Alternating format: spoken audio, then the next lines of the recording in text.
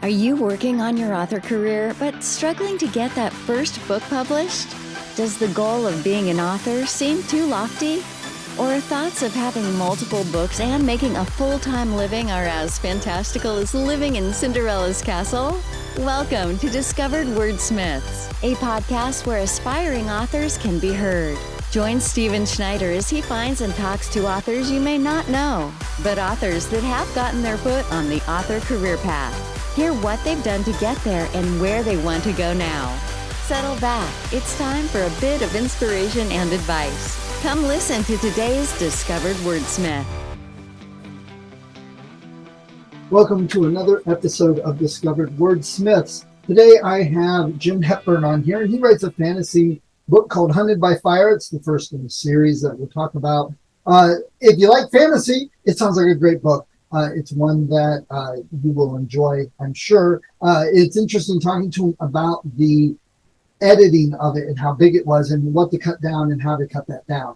But beyond that, he and I talk a little bit about STEM, which is one of the topics near and dear to my heart, since I like to work with teachers in schools, kids, homeschool parents, about various things to help kids that we aren't really teaching them. And the one I focus on is storytelling and storytelling for video games. So it fit right in with a lot of the things I like to talk about with Jim. And we had a lot of the same thoughts on our school system and things we'd like to see changed and done. So it was a good conversation for that.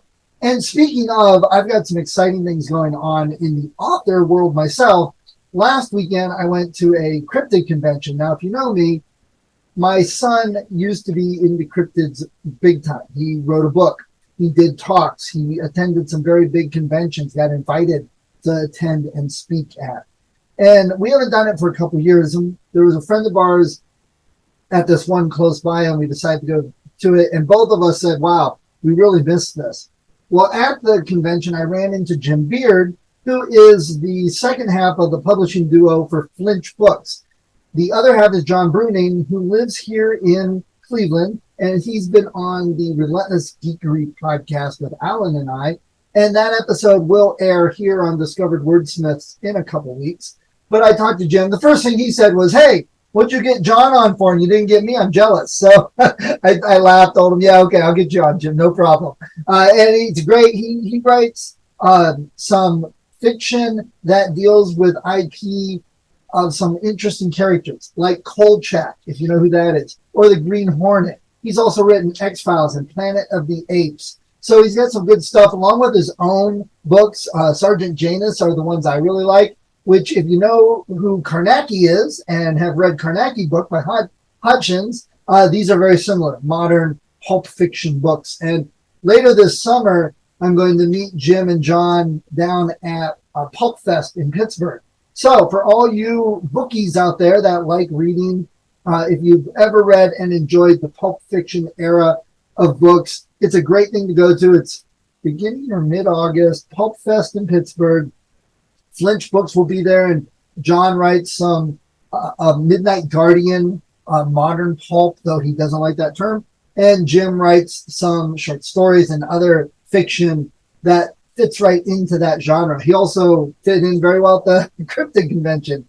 So that's going to be a really great upcoming thing, and it was good to see Jim over the weekend. But then this coming weekend, if you are in the Ravenna, Ohio area, Main Street on Ravenna is doing a art walk, art on the street, something like that. Art on Main, maybe. But I am going to be there with my books. And Kathy, who has been on here talking about books, is going to be on there with her Books A Go-Go pop-up store. So I'll be signing books for her and talking about video games, storytelling, and it'll be a great time. A lot of good art all day Saturday the 10th. So if you are going to be in the area, stop by, check it out. So I will quit talking and move on to Jim.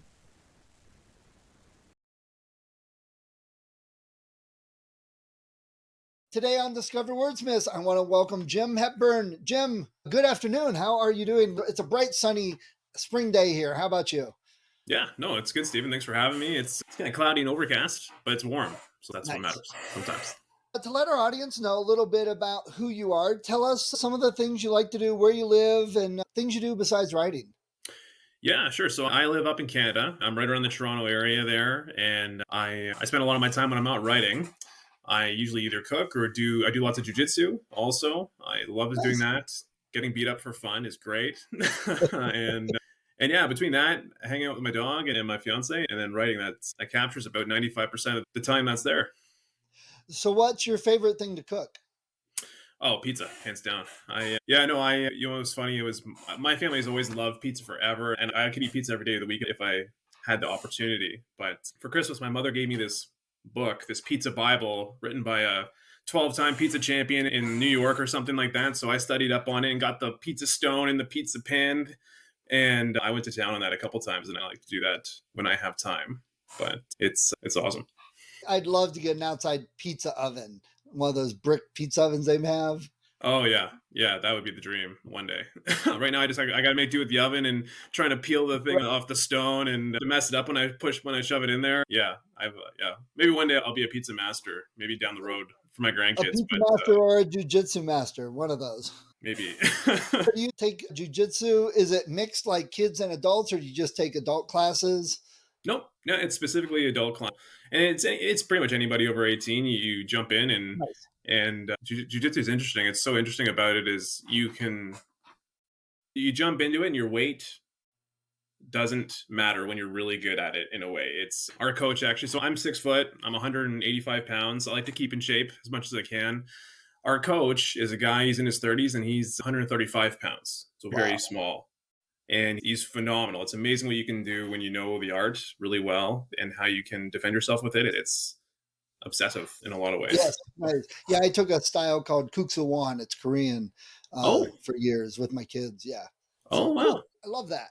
Actually, I think the guy that does Kuksuwan and the guy that originated jujitsu in America, I think they're like friends. They actually know each other. Oh, So I interesting. think if I remember the history, something like that.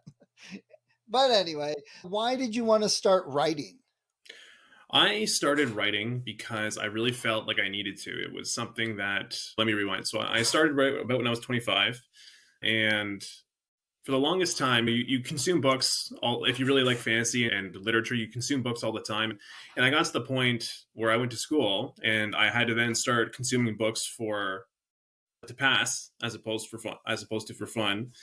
And I got out of it for a little while and I came back to it and work was pretty smooth and things were going well, but I felt like something was missing. And I wanted to do something more constructive with my hobby time. And I had always tried to write a book. Back when you're 16, 17, you might pull out a piece of paper and scribble on and try to see how that works before getting completely overwhelmed. And so I wanted to go back to that. And then it started off as a see if I could do it sort of thing. And it just kept evolving as I wrote more and more chapters before turning into the debut novel there, Hunted by Fire. And then afterwards, I really tried to turn it into something that I thought I would have really loved when I was 13, 14, 15, 16 age. Yeah. Nice. Okay, so let's talk about that book. Tell us a little bit about it. Give us the title again and a little bit about it without giving away the whole story. Yeah, no problem. So it's called Hunted by Fire. It's a young adult fantasy, and it's about a young boy, 15-year-old boy, and in his world, humanity is ruled over by the tyrannical, barbaric dragon gods, and they've been ruling over humanity for thousands of years. And that's the status quo is it's not good, I guess. Let's say that. And so this boy, unlike most others around him, like his friends and his family, he feels like something's off, like how they're being treated isn't right, and so he dreams of rebelling. But he's stuck too because he's young and he needs to hide those thoughts while trying to find his own place in the world from people who might want to seek him out. And so this boy, he's not combat trained, though he'd like to be, and he isn't exactly charismatic like some of his friends are, but he's clever. He's got a knack for building and inventing and for science and engineering and coming up in this hometown is this famous contest held by the gods to determine who the smartest and most determined young people are. And so our protagonist, this boy, he wants to enter and he wants to do it not just to prove what he can do to everybody else, but also to help find his own place going forward in the future. But in the background, there's some events happening unbeknownst to him that that are going to cause maybe some scary and some formidable people to come looking for him, and he's got to get gritty and get resourceful if he's going to have any hope of escaping them. Nice. Great. I like the elements in there, the fantasy. It sounds similar to what I've got, coming of age type fantasy stories. Those are some of my, I love those. So why did you want to write? I'm sorry, go ahead. I was just going to say, which kinds did you read there? That I read, I like Riordan. Oh, yeah. When I was reading J.K. Rowling to my kids, and when I first started writing, I'm like, okay, she's like the biggest. Let's do what she does. And that's it. So I live by Kent State, and they do a Wizarding World Festival every year. So I said, oh, I'll write a short story. That way I can have something and set up an author table. I can offer it for $5 or something.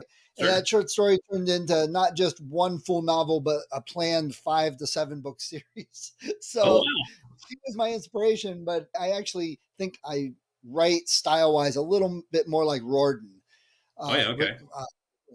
What are there any books out there that you would say are similar to yours? Yeah, I tried to write it in a way similar to maybe Christopher Paolini and Aragon. They're thicker books for sure. Hunted by Fire is 400 and some pages there, but I would say most like Aragon, I suppose, and then with elements of maybe some Brent Weeks or Jim Butcher down the road. But those are more adult style books. Yeah, so I was trying to, when I was writing it there, I wanted to bridge the gap a little bit and see if we could get some of those darker elements in a more approachable way for the younger guys. Arguably, Jim Butcher, he's not too explicit or out there with either violence or sex and stuff like that. So if my kids were 12 or something, I'd have no problem with them reading the Dresden stuff. Yeah, the Dresden stuff's amazing. It's so great. I'm actually in the middle of the first one. That's the first time I've read it. Oh, really? Yeah. You're in for a wild ride if you want to stick with it. He writes fast-paced action scenes very well, very clear, very easy to visualize. It's awesome stuff. Yeah, I've been enjoying it. My son kept pushing me for it because he loves them. So he's still young. He has lots of time to read. So he reads a whole lot more than I do. Yeah, it's funny. We have so much time when we're younger to read and do all that stuff. And then we get older and things get in the way. And then all of a sudden you have to be choosy with your time sometimes, especially when you have kids. Yeah. I was just going to say, you said fiance, so I imagine there's going to be a wedding someday and probably kids someday. So, you don't know what not having time is like yet. That's true. That's part of the game plan. I like to prize the time that I have right now because I know it's going to be gone very soon. But it's a good gone. It really is. And I think that's I enjoyed my kids when they were young. And I think that's part of the reason I enjoy writing middle grade fiction so much. Partly because my kids say I'm like a 12-year-old, so it fits. What have you had any good feedback from readers? What have people been saying about your books? Yeah, I've had lots of great feedback. It's been awesome. You get feedback from friends and family, which is one thing, but the prized feedback is really the feedback from people outside yourself that make its way back to you. Right. And it's been great. Lots of kids, especially who the book is for, they've read it and they love the action scenes. They love the main character. They love the kind of steampunk-ish feel to the fantasy, and they like supporting a character who's got some intelligence behind him, who's resourceful, who can solve some problems that way, as opposed to with just combat prowess in a sense, which is what a lot of things are doing. Right. Yeah, no, it's been very encouraging. It's been great. Nice. Yeah. I was going to say, your main character sounds a little bit like the fantasy world version of MacGyver, which I'm all for. I love that. You know what? I don't know MacGyver. I've heard the name. I can't comment. You are young. Okay. I say that because the original MacGyver, the actor, Richard Dean Anderson, that was my favorite show when I was younger. And that's one of the things that started me. I wanted to write a story with a character like that. And I actually met him a couple weeks ago. I was very excited. Lifelong fan and got to meet him. You should, I think it's on Amazon Prime. You should find, or CBS, it's CBS. You should find an episode or two and just watch it, because the way you described your character sounds a lot like him, even though they're getting a little outdated for shows. But there you go. I'll have to check that out then. Maybe I was inspired by it. There you go. Speaking of shows, if you had a choice, what would you rather turn this into, a TV or a movie?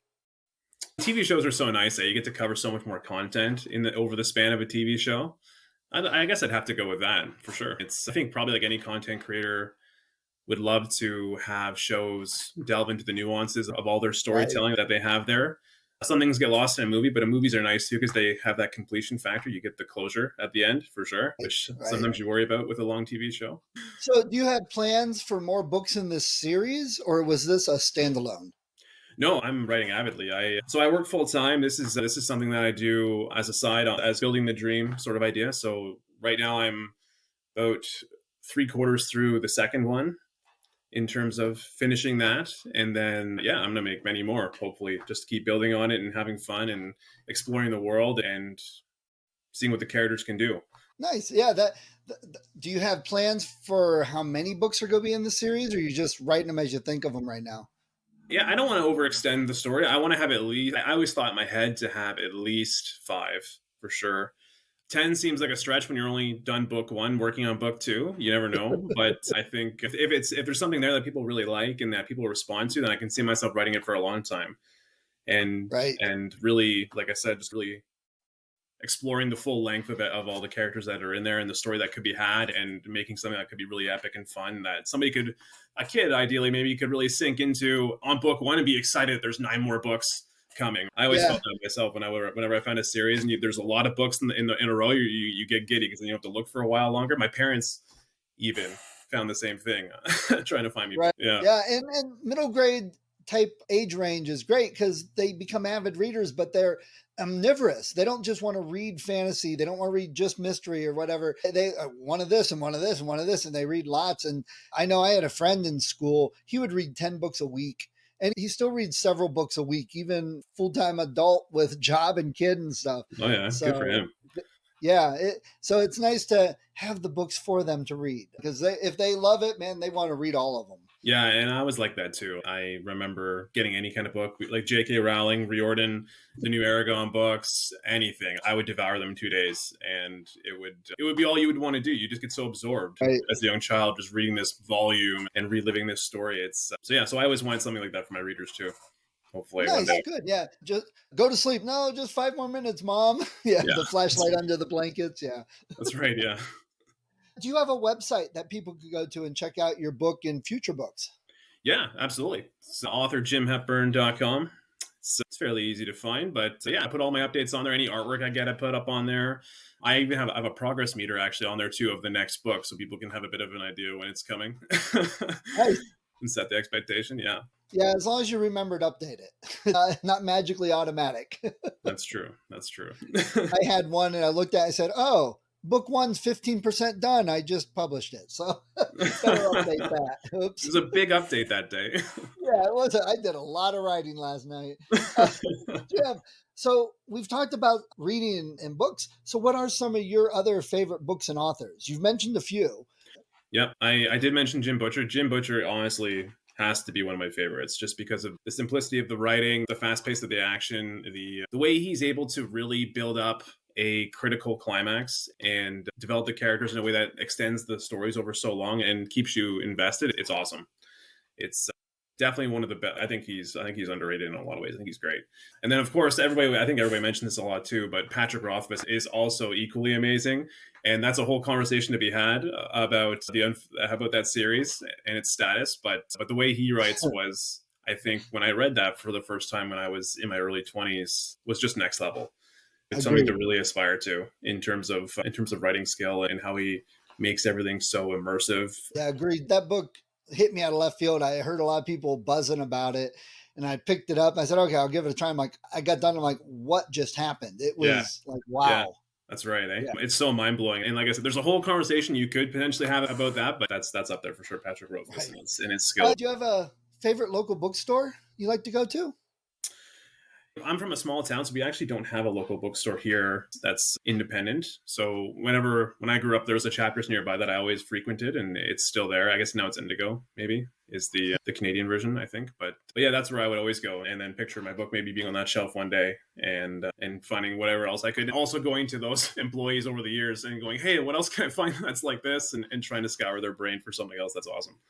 And that's a good point. That's the best reason, especially with kids, to go to a nice local bookstore because they get to know you, they know what you like, and they have recommendations. I have a gentleman come on about once a month on the podcast, and he talks about new books coming out or a selection of books that are recommended and things. And we did middle grade books. It's because he's like, when middle grade kids come in, they want to, what else do you have? What else do you have? So I agree. I used to love doing that on vacation with my kids. We'd go find bookstores. Yeah, absolutely. Absolutely. I find sometimes that at chapters there, well, at least the last time I was there, I remember combing through the young adult section looking for books for if I was that age and I was looking at the chapter shelf. Okay, what would I be interested in? What do I think would catch my eye? And I still find myself doing that from time to time. Nice. Yeah. All right. Before we move on, we're going to talk some interesting author stuff. Why, if someone came up to you on the street and said, "Hey, I heard you wrote a book," they had a kid maybe, and said, "Why should we get this book for us or our kid?" What would you tell them? I would tell them it's an immersive story. It's about a character that isn't going to solve his problems with brawn. A lot of problems in our life are mental. You got to solve them with discipline and focus and assertiveness and force of will and cooperation. And so I would tell them that if they were going to buy it, what they get out of it is hopefully a character who can inspire their kid to really latch on to those ways to solve problems. Does that make sense? Yeah, absolutely. And based on that answer, you really should go seek out the original 80s MacGyver because that's almost pretty much describing the show. Oh yeah, So, good to know. yeah, go check it out. You might enjoy it. Yeah, it's a little outdated, but Sure, I still love that character. So, good let's stuff. talk a bit of author stuff for all of our author friends in the writing business. You've written a book and you're working on another one. What are some things that you've learned that you're doing different since you wrote that first one? Since I wrote the first one, I find I guess starting a series is so challenging in a lot of ways, right? Because you have to you have to introduce things at a good pace while keeping readers engaged and setting up what the story is going to be like. I find writing the second book is a lot easier in a sense because you've been there, done that. You've set the stage. Anybody who's read the first one knows what's going to happen in the second one. And things are a lot quicker. You can get to the action quicker. You can get to critical moments faster, I find, which is great. It's exciting for me as a writer.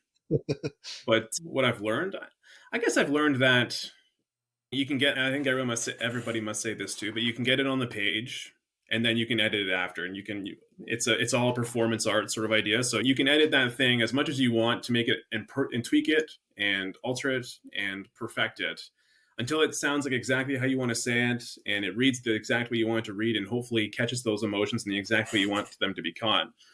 Then at that point then you can call it done. And whereas before, I think I spent a lot of time trying to, in the moment, find the right word, the right phrase. So I didn't have to go back and do that all as much, but that's probably one of the big things. For Yeah, sure. I think that's a great point, and it's something that I've heard lots of people give similar advice. That it's just words. Don't be so precious of individual words or sentences. Get rid of it if you need to, expand it if you have to, change it if you have to. And I think until you've written a bit, you don't really get it and understand that. You have to have something under your belt or a couple somethings before it really clicks. It's yeah, I've written 150,000 words. I can change these. It's not that big of a deal because I know some people really get, oh, I don't want to change anything. Yeah, that's tough too. That's tough too. Actually, on my first book, so Hunted by Fire is about 180,000 words. The first draft was 290. And I didn't Wow. know how long that was. I had an editor who I was engaging with, and I told them the word count, and they said, "Are you for real? It's 290,000 words." And I said, "Yeah." And what's the big deal? Isn't that kind of what the standard is? And they said, "Okay." And this is how they broke it down for me. They said, "Okay, you know the first Harry Potter book, like very first one, Philosopher's Stone." And I said, "Yeah." And they go, "That's 80,000 words." Right. I was like, "Oh, okay." And the Order of the Phoenix, the fifth one, the biggest one, the thickest one. I said, "Yeah." And they said, "That's 290,000 words." Oh, okay. So then we cut it down a lot and it was painful, but yeah. So that's great. I want to hear a little bit about that because if I know a lot of authors have a really hard time cutting things out. Everything's essential. I love it all. So you had essentially two or even three books, depending on how big kids' books are, 80 to 100,000 middle grade fantasy. So what did you do and what did you cut out? How'd you decide what to cut out and did you put it elsewhere? What'd you do with that whole process? Sure. I think the critical part of that was determining what because there's so many aspects to a story when you are building it up from the bottom, right? You envision this thing that you're going to make that's all encompassing and has all these elements and you're tying them all together at the end. And I looked at that 290 draft and I sat there thinking the same thing, like I said, that everybody else must think, oh, I don't know what to cut. I'm going to have to cut things out of the story. And it was trying to find that realization and trying to actualize it about all those little encompassing things that to you as the author make your story look complete. It was trying to find which ones were actually distracting, or maybe that didn't hit as hard emotionally, that then even though it's great, and even though it's awesome and it makes sense and it's complete from a story perspective, we're maybe distracting from something that could be a bit brighter underneath, sort of idea. So a lot of it was going, yeah. Oh no, please finish. Yeah, so a lot of it was going into the beginning, finding these extra chapters that I had in there to get to know the characters a bit more before some critical conflict, and then going, okay, does the reader really need to read this to understand who this character is or have an idea? And so then maybe that meant cutting out 2 chapters, which would be something to the tune of 10,000 words maybe, and then going into those first chapters, those very beginning chapters where you first met them, and highlighting even more what their qualities were, what made them stand out, so the reader had a better idea of who they were going into the rest of the story. Yeah, there's just, like I said, just all these little completed parts that you had to take out from the beginning and from the end to then reveal the core story that you really wanted to tell. And like we said about the writing itself, the editing, the chopping, the moving and whatever, that's another skill. It's probably even more important that you've gotten through some stuff and edited and chopped and moved to get that experience. Or because I've known authors, I've talked to them, heard them, or it's, oh yeah, I sent this book to my editor and they told me to cut this, that, and the other thing. I didn't listen to them and published it like it is. And I've begun to think, wow, they missed that learning experience. They missed what could have made their book better, because sometimes cutting things out improves the book. And that's a skill you have to learn by going through it a couple times. Yeah, I think it's important to remember at the end of the day that as an author, you want to make something that's so complete and beautiful and perfect in a lot of ways. But I think as a reader, you're looking for something that's engaging and entertaining, that if you're lucky will inspire you or make you feel something that you've never felt before, or have all these other things that could happen as a result of engaging from it. And so to make something engaging, entertaining, often you must focus on that only needs to be there. And so when I always ask authors, hey, let's find a topic to discuss for the second half with the author talk. And you said, hey, let's talk about STEM in high school. And I went, oh yeah, I'd love to. That's right up my alley. Yeah. Why did you want to talk about that? And what areas did you want to discuss a bit? Yeah, it was so important to me because something that related to Felix, who's the protagonist in this book, in Hunted by Fire. Like I said, he has to solve all of his problems with his mind. And it's something that I think when you are a young person entering high school, a lot of times you get a little classified as an arts kid or a science kid at the beginning. Maybe you have a really good experience with something, or you get a good mark on a test, or maybe it could be a negative aspect where maybe you had a bad teacher experience once. And so kids, I think, go through high school when they're trying to figure out who they're going to become and what they're going to do in life. They have this connotation that, oh, STEM, math, science, stats, it's hard. It's not for me. And then they immediately classify themselves as, it's not for me. It's not something that I'm going to ever be able to do. I should avoid it and steer myself somewhere else. And so for me, in high school, when I was reading at the prime of my life and going through that type of stuff, I had a similar situation where I was really good at English and the arts and whatnot. And I had to struggle at math and science, and it didn't come naturally.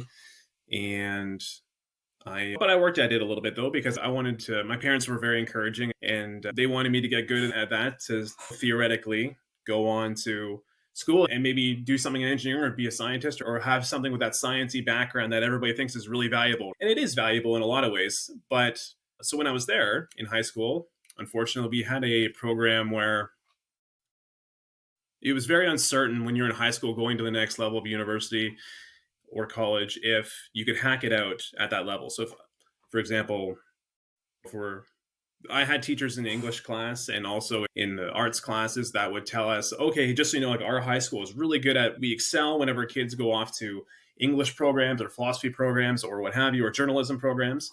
But the kids from our school always tend to struggle whenever they go into math or engineering or something like that. So hearing that as somebody going through was a little nerve wracking because you're about to take this big step, and the biggest thing you want to avoid is failing or disappointing your parents or disappointing Right. yourself.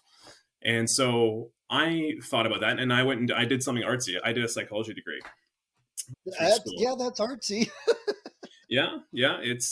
There's some science in there too, but that's what I chose to do, and that's what I did. So when I graduated school, and then I got involved in the working life, and I understood what the world a little bit more was about a little bit more.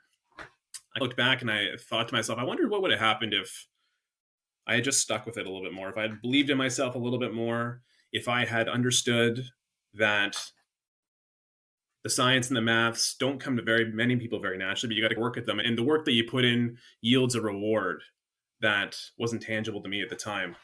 So that's why I wanted to talk about STEM, because it's such a daunting topic to a lot of kids. And it'd be nice, I think, in a lot of ways, if kids were inspired to just grasp onto it a little bit more, to try it one more time, to find some value in it that maybe is beyond them right now. You said the teachers said the math, science, our students struggle. The first thing that came to my mind was, if this is a common thing going through various years of school, maybe it's the teachers. Maybe you should look at getting more training for the teachers or switching teachers or something. That was just my first thought. Yeah, you know what? I'm sure that was a thought too. I don't know. I think back then it was very focused on, maybe it still is, I don't know, but everybody was very focused on getting into that next step, even if it might not be right for you. In a way, in our high school, at least, we had a big focus on getting kids to university or to college, and that was where they wanted to funnel you, which isn't necessarily right, but that's what they did, for Right. better or for worse. And yeah, and so I think to them, they had kids, hey, just to get to university, you know what you should do? Maybe you should take this arts course, this English course, do this, take the minimum required maths because those are hard. Don't bother with those, and then you'll get there. I think that kind of was the feel a little bit, if I had to spitball it. But I wonder too if maybe there could have been a bit of a change there. Maybe there has been in the years since. Who knows? But It sounds like you feel important, that it's an important thing, and you put that into your writing. That's, you describe your characters all about math and science. So was it a conscious thing that you wanted to give back to kids and try and encourage them through your stories, or was it just, it felt good or something? Was there a specific reason you did that?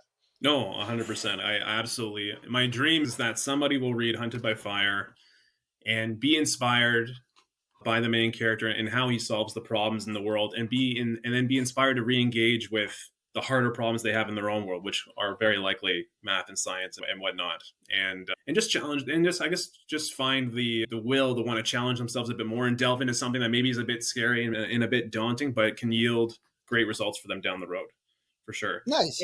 Yeah, because I think there's lots of problems going on in the world, and it can't be denied. There's lots of things going on, but I think you could use as many well-rounded people out there to help solve these things. And so part of being well-rounded is engaging with the math and the sciences in times when they're hard.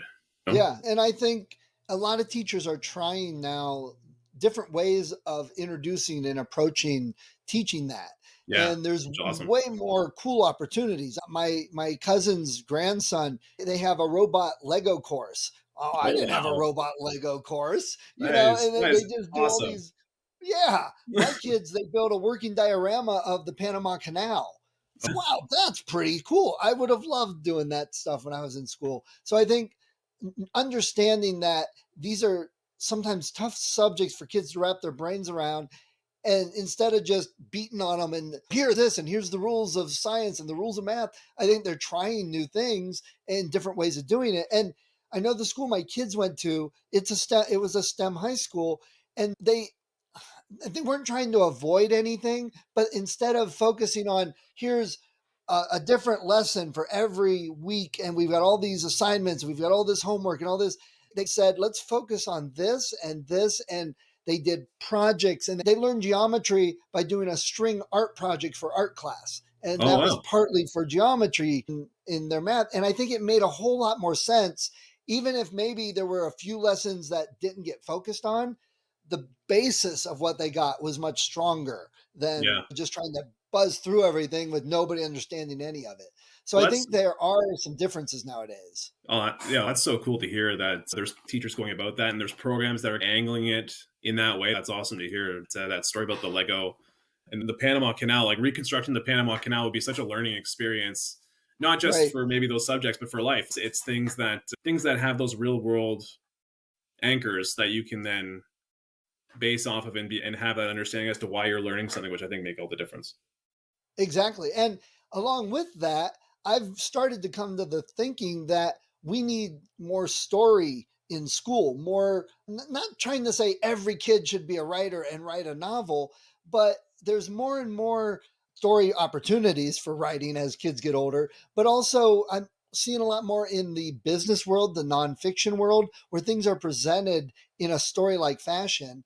And I think we focus too much on grammar. We focus on spelling without the reason why they're learning grammar and spelling. Very similar to the sciences, like you said. Kids always say, what do I need this in my life for? I'm not going to do advanced math. So they don't care. Same with spelling and grammar. Why am I ever going to use this? I don't care. So I think Yeah. that's a little bit of the problem. Yeah, they lack that engagement. I feel that if they had a real, like I said, if they had a real world example to maybe then go, oh, this is what I use this for, and this is what people used this for, this formula for, to make this dam and to make this work, to calculate the flow. I feel like it must just make so much more sense sometimes to a kid. Right. Yeah. Like, I oh mean, I saw, wow, okay. exactly. Yeah. I was talking to another author teacher and I said, I think we've got it backwards. We focus on the spelling and grammar and hit them with that, push it. And then the only thing we ever ask them to actually write is, what did I do last summer? Or a book essay when they're in high school. And so they don't connect it. I think if we started the lower grades with writing stories, writing fan fiction, go see a movie and write a fan fiction about it. Or one of the things I suggested was the C.S. Lewis, Lion, Witch, and the Wardrobe. The Mhm. battle, that first movie, the battle at the end is like 10, 15 minutes long. In Yeah. the book, it is literally one paragraph. That's the whole battle. And I'm Yeah. like, the writing in the book, that could be expanded. Do that with your kids. Have them expand that battle and write it down. But by writing all of this, then when you point out the spelling and the grammar, it makes a whole lot more sense for the kids. So Absolutely. I like your thoughts. Similar type of thing with science and writing. Yeah. Absolutely. All right, Jim, I've been babbling quite a bit. Great talking about this stuff. That's some of my favorite stuff to talk about. I'll get going forever. Before we get rolling, though, or get going, do you have any last minute advice you would give to new authors or authors in high school, kids? I think any new authors, I would just and we're all on our own journeys, aren't we? We're all at different stages. So I think any new authors, I would just say, just keep going. Just keep going, keep trucking at it, keep writing, keep trying to manage everything in your head and getting it all on the paper. And I think one day, if it's something you really want to what you really want to do, consistency will pay off. And if you just keep going at it, it'll eventually get there. Nice. Great. All right, Jim, I wish you luck with your book, and this will be live in a couple weeks. It's been great talking to you. Thank you. Sure. Yeah, you too, Stephen. Thanks so much for the time. And yeah, I love chatting about this stuff. It's awesome. Yeah. Good to hear your thoughts. Hi, if you enjoyed this episode of Discovered Wordsmiths, please support the author. Go to their website, go to Amazon, look them up, get the book. And if you click on the link that I have in the show notes, you'll also help support the podcast so I can keep the hosting and all the software I use and keep it running to help more authors. When I am recording this, we've got over 100 episodes, lots of authors. Go to the website, discoveredwordsmiths.com. Check it out. There's a lot of great authors, probably in some genre that you love. See what they have. Check out their books. That's what the point of the podcast is for. So people can discover new authors, find some new books they love, support the authors so they can continue writing. So please support them. And if you do like the podcast, if you've been thinking of podcasting or you're a writer, I've got some links also at the website. Click on those if you're interested in any of the software or services that I talk about. Everything that I have there is something I use, so I've got an affiliate link. Again, it's a little bit, if everyone clicked on those, if they were going to get it anyway, it helps keep the podcast going. So let's all help each other out and discover more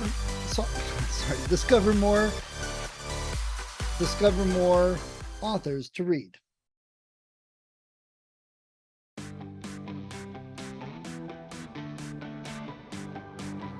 Thank you for listening to Discovered Wordsmiths. Come back next week and listen to another author discuss the road they've traveled, and maybe, sometime in the near future, it might be you.